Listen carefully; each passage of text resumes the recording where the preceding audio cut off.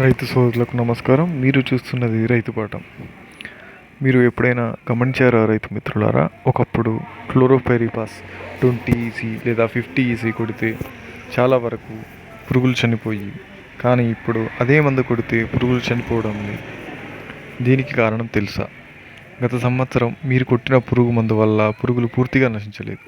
అప్పుడు బతికిన పురుగులు ఆ మందును తట్టుకునే రెసిస్టెన్స్ పవర్ను తమ గుడ్లకు తమ తర్వాత సంతతికి ఇస్తాయి.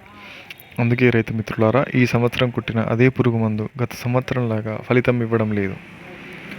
ఇక్కడ గుర్తుపెట్టుకోవాల్సిన ముఖ్యమైన విషయం, పురుగు మందులో ఎటువంటి తేడా లేదు.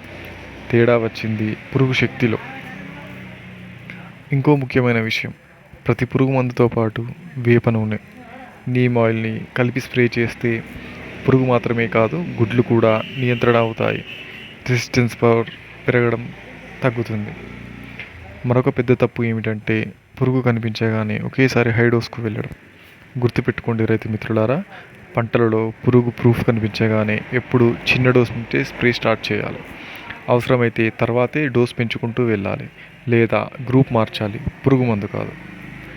మనం వాడే విధానమే ఫలితాన్ని నిర్ణయిస్తుంది. ఈ సమాచారం మీకు నచ్చితే ఈ ఛానల్ని సబ్స్క్రైబ్ చేయండి, లైక్ చేయండి, షేర్ చేయండి.